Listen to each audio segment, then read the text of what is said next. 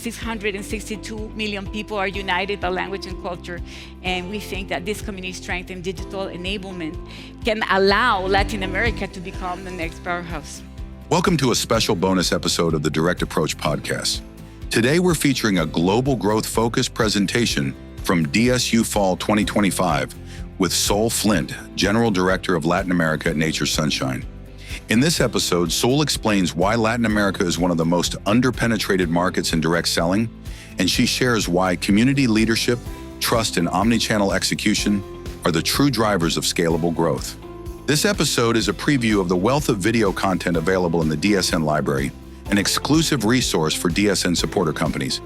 One of many benefits designed to help keep you and your teams engaged, informed, and one step ahead. If you work at a supporter company, simply log in using your unique company code to access over 2,000 curated assets, including podcasts, webinars, and past DSN event replays. If you're interested in becoming a DSN supporter, you can contact us at support@directsellingnews.com. Now let's hear from Sol Flint, General Director of Latin America at Nature Sunshine, on unlocking the next global growth engine. Well, I'm very honored to be here to represent not only Nature Sunshine, but also Latin America. You heard from Stuart today that the Hispanic market, and not only the Hispanic, but also Brazil, which is Latin America, is booming. So I want to tell you everything that I know about that. How many of you guys have been to Mexico, by a show of hands? Brazil? Argentina? Okay, great. So we have some knowledge around. So I think you'll be finding some of the information very useful. My name is Sol. Sol in Spanish means sun. Yeah, you guys know Spanish. Sun, and coincidentally, I work for the company that's called Nature Sunshine. So when I was growing up, my family used to call me Sunshine, because I was short and happy. And I think that now that I work in Nature Sunshine, and I hear all the time sunshine, because that's what we are known as, sunshine, more than Nature Sunshine, we are known as sunshine. We have a responsibility, and that responsibility is to bring light into the world. And I think that this industry, the direct selling industry, is an industry that changed completely my life. I used to work in retail and footwear and consumer products for women and diapers, and all of that is important.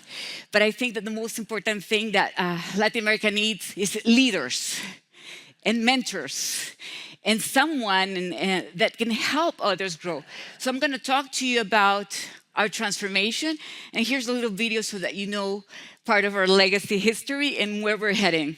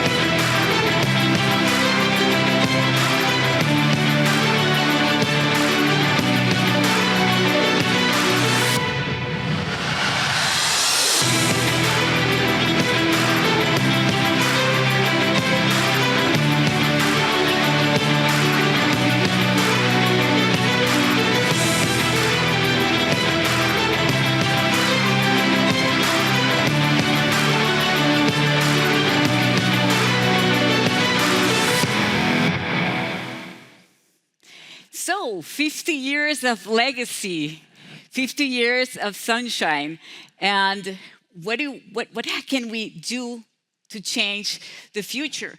So I want to share with you some global direct selling practices that I learned throughout my career in direct selling that I think are going to be very, very helpful so that we can draw a path into the future. And I had the opportunity to work in several companies in Amway. Was a great experience for me because I had the opportunity to learn at a global level strategies of what worked best in several markets, including Asia. and also within Nature's Sunshine, what is going on in the markets where we're performing the best. And also in Latin America, of course, which is where the companies that are growing are generating dramatic changes. And to understand what is the power behind that growth in Latin America, is needed to also understand what is it that we have learned that it's the most important thing. And the first thing and most important thing that I learned is that the companies that are growing and that they're having success, they're building on the community part. They're building on community leaders, mentors that are helping the groups understand how to be economically prosperous and how they can take advantage of the opportunities that direct selling brings. And we know that once we have the community leaders, then the rest of the information, like trainings, the product solutions, and everything else will work out, and especially if the income is sufficiently relevant for the people in the markets. And I studied a lot about all the plans, the income, how does it work? And it's not the best plan that get the best results. It's not the best product that really works better in the market. It's not the best training it needs. It's the community leaders. It's the people behind who have the trust of that community. That's what made all the companies relevant, and especially in Latin America, where there's been a battle in the digital space for trust. The big problem or the big block for Latin America has been in digital, that people do not believe, do not trust the digital space until a few years ago. That has dramatically changed since the pandemic. And so now we have to build in an omnichannel world, and we need to learn from the best. What is the area of the world that is the most powerful area in the world, the most powerful region? And it's Asia. And when I was working in the footwear industry, that first trip to Asia changed my mindset about everything, because I was thinking about retail, I was thinking about supermarket, I was thinking about profits. I didn't know anything about direct selling, but I saw the power of the Chinese brokers and Chinese people, and how their communities got together to build their businesses, and that changed my life. And I started learning about the market. And what I learned throughout my career in direct selling is that they are very powerful, yes, because they have a lot of people, but not only that, they have much more than that. They are 42% global market share. They are 68 billion retail sales. They're the giant today. And there are some key success factors for that, which is the cultural community cohesion, the trust, and in the hybrid digital personal models. So what is it exactly that they have trusted in, and why? And I think some of these key success factors for Asia have been their cultural cohesion, the young population, the entrepreneurial drive, the low wages in traditional jobs, and one major language understood by many. If you know, Mandarin is the most spoken language in the world, and about 20%, let's say, of the Asian community speaks Mandarin.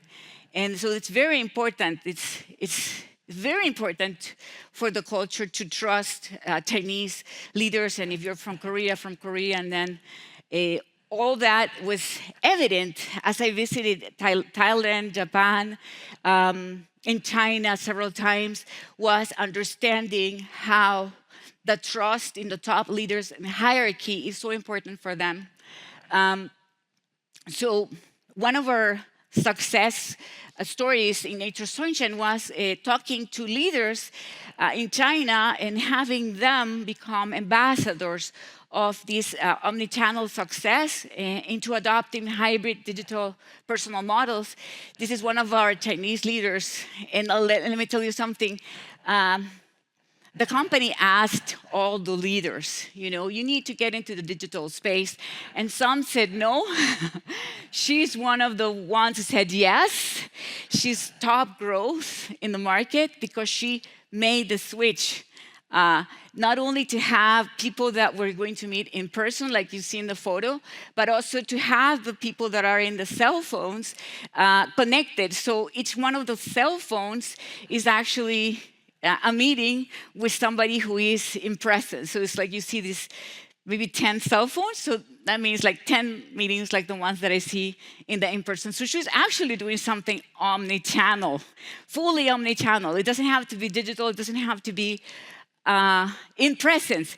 It has to be both of those.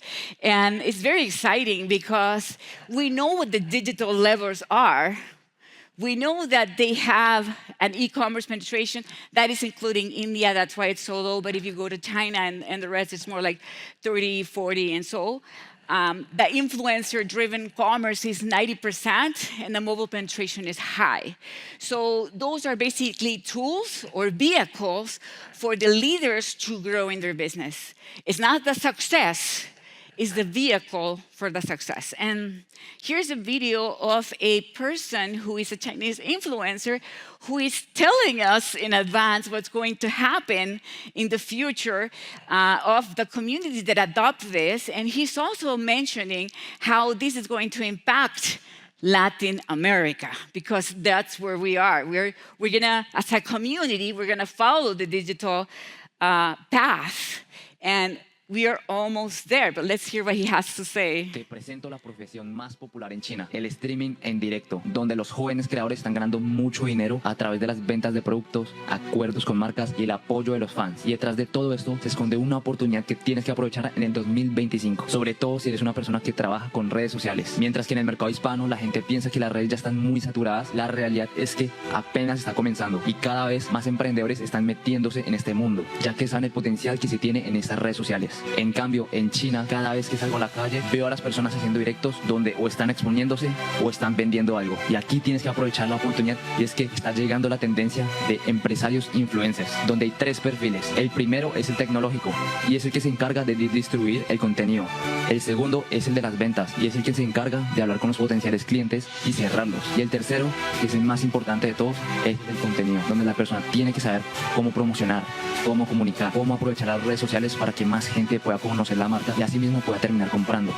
I want to make sure that you get the message. What he was saying is that in Latin America, we're still are one step behind. Most people think that in Latin America, the market is already penetrated by the existing companies. It is not. The digital avenue for direct selling still there wide open for all of us. And I really wish that all of you can come back to your states and your cities and talk about Latin America. The possibility to grow there is endless. So we believe that influencers are not a trend. They're the new channel of trust. This is what young people trust. This is what Gen Zs trust. And it's a challenge. It's a responsibility for us because right now they're spending a lot of time on their phones, maybe 3 or 4 hours, the Gen Zs, even the millennials, and they don't have good mentors. A lot of the information that they find right now in TikTok and other channels, YouTube, all of these are channels. Some of the information is not good for them. Some of the information will not make them find a path towards a sustainable income.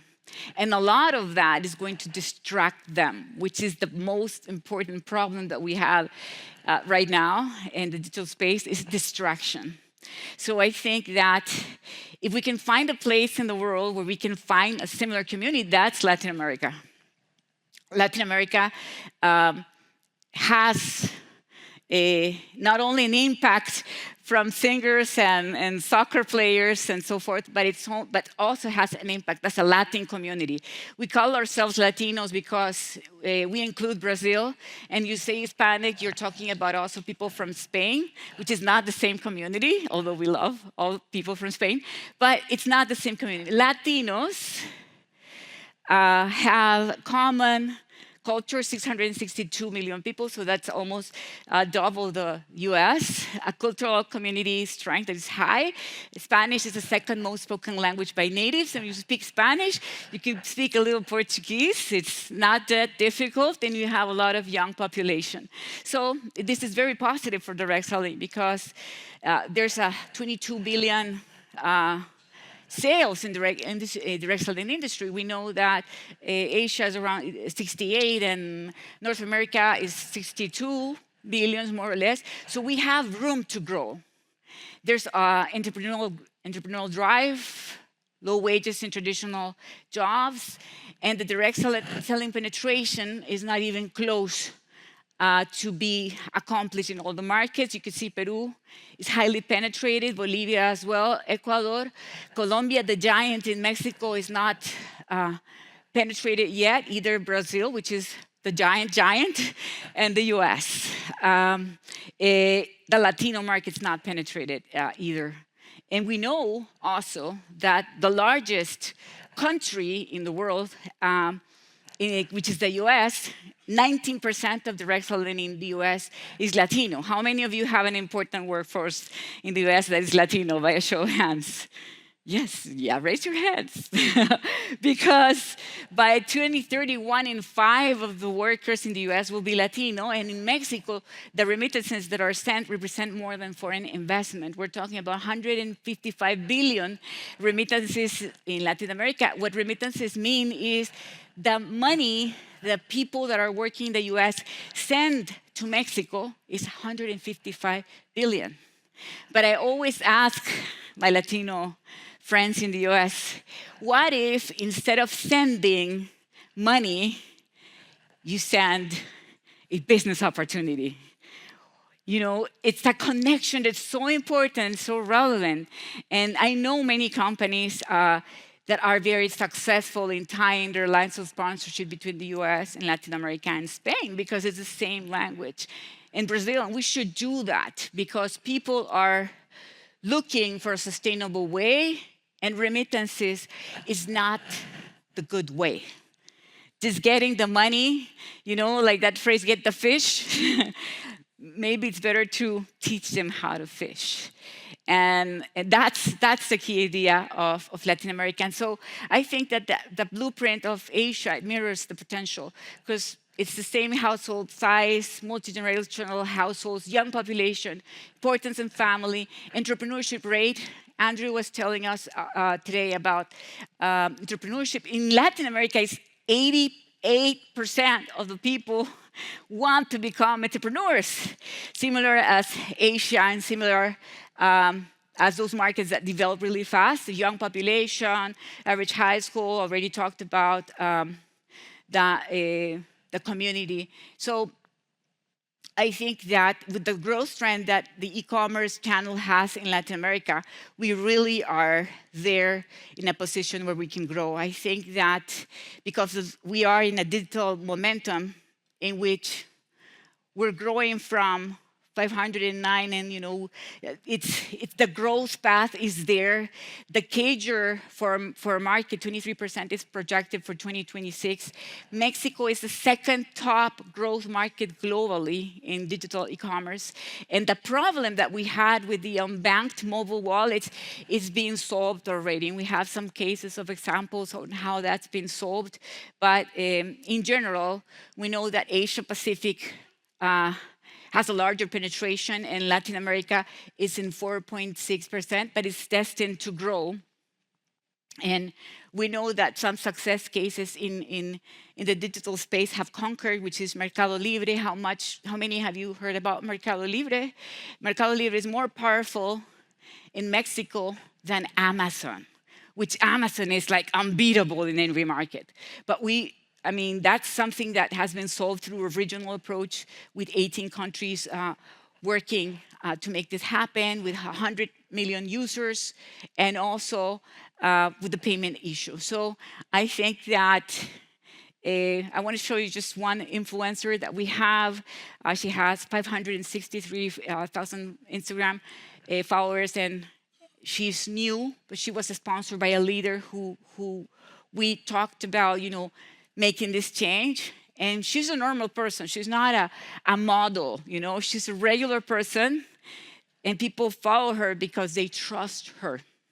She's not, she's followed by different people, not only Mexico, or not only Argentina, or not only Colombia, from all markets. And the reason is because they can relate to someone that's real. So the influencer commerce penetration in Asia Pacific is 90%. In Latin America is 60%. So I think we can grow, and we need to unlock Asia-level growth. And here I just want to share a few ways in which you can unlock that Asia-level growth for your company. One is think region, not on isolated countries. Take care of the regulatory aspects, empower people that are connectors, that can connect several markets, unified branding and messaging, activate the US-Latino diaspora as a commercial bridge, and digitally equip everyone. You need to give them the tools. You need to invest in Latin America, like Stuart was saying this morning, is you need to build a new country for Latin America. You cannot expect the America model, which you have here, to work in Latin America. It's not going to work. It's a giant. They don't work in crumbs, receiving crumbs. They work when they see the investment, and the commitment on the company is in investment. So we believe that Latin America force is rising. We know that Asia dominates today, but 662 million people are united by language and culture, and we think that this community strength and digital enablement can allow Latin America to become the next powerhouse. And I know that all of us are always every year asking, how can we grow more? If we're growing, how can we grow more? How? It's the top line. It's the top line. It's not the bottom line. I know that we need to invest and cut costs, but it's never any other way to grow better than the top line. So I encourage you to come out of this meeting and think that the people in Latin America need mentors, and they need a light, because they're hard workers. Nobody is wondering who built the pyramids in Mexico. You hear about, who built the pyramids in Egypt? No. Nobody is wondering who did it. Mexicans did. So I hope you take that into consideration. Yeah, and hardworking people, yeah? And then take that into consideration, go to your board and says, we need to do something to invest in Latin America. And I hope that your industry grows. You have a friend in Latin America. I hope to see you soon in my market. And if you do drop by, let me know. Thank you for tuning in. Please take a moment to subscribe and give a 5-star rating and review to help Direct Approach continue to provide more candid insights and interviews for direct selling corporate executives. And don't forget to register for our upcoming spring events at dsnevents.com. Secure your spot now. Thank you for listening and supporting DSN and the Direct Approach podcast.